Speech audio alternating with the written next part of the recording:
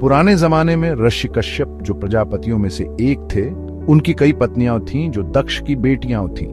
उनमें कद्रू नागों की माता और विनता गरुड़ की माता भी थीं। कद्रू ने हजारों नागों को जन्म दिया, जिनमें से आदिशेष सबसे बड़े और सबसे शक्तिशाली थे। जहां आदिशेष अपनी बुद्धिमानी, विनम्रता और तपस्वी स्वभाव के लिए जाने जाते थे, वहीं उनके कई भाई बहन धोखेबाज और विनाशकारी थे। उनके कर्मों से मनुष्यों, ऋषियों और देवताओं को भी कष्ट हुआ।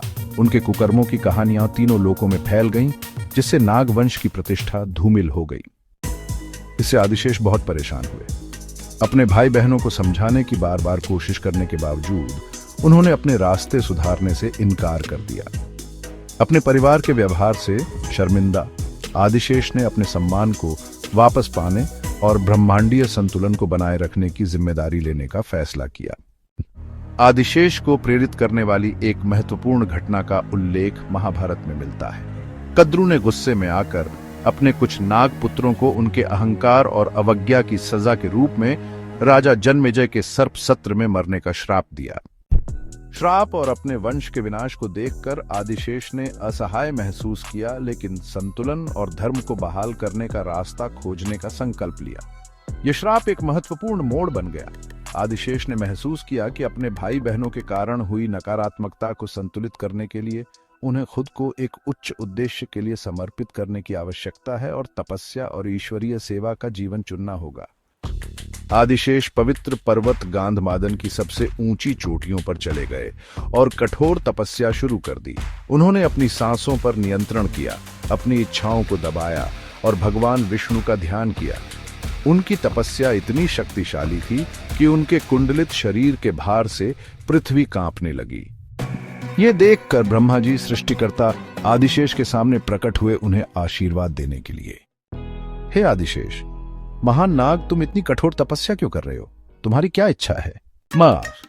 इस घटना का संक्षिप्त रूप से भागवत पुराण 5वां स्कंद 25वां अध्याय में उल्लेख किया गया है, जिसमें भगवान विष्णु के अनंत सेवक के रूप में आदिशेष की भूमिका का वर्णन है। हे ब्रह्मांड के रचयिता, मेरे भाई बहनों ने हाहाकार मचाया है और उनके कार्यों ने मेरे हृदय को व्यथित किया है। मैं अपने अस्तित्व को परमेश्वर श्री विष्णु की सेवा में समर्पित करना चाहता हूँ, जो धर्म की रक्षा करते हैं और सृष्टि का पालन करते हैं। कृपया मुझे उनकी सेवा करने का अवसर प्रदान करें। तुम श्री विष्णु परम रक्षक का शाश्वत बिस्तर बनोगे। वे तुम पर क्षीर सागर में विश्राम करेंगे और तुम्हारी उपस्थिति स्थिरता और अटूट समर्थन का प्रतीक होगी। तुम अपने फनों पर ब्रह्मांड का भार भी धारण करोगे, जिससे सृष्टि में संतुलन बना रहेगा। ब्रह्मा के वरदान को पूरा करते हुए आदिशेष ने क्षीर सागर में अपना स्थान ग्रहण किया।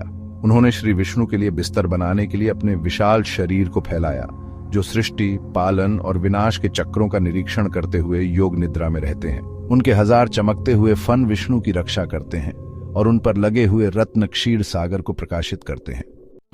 भागवत पुराण 5वां स्कंध 25वां अध्याय आदिशेष की भूमिका का आगे वर्णन करता है। वह विष्णु की ऊर्जा का प्रकटीकरण है और अपने फनों पर ब्रह्मांड को धारण करते हैं। विष्णु के प्रति उनकी सेवा निस्वार्थ भक्ति का प्रतिनिधित्व करती है।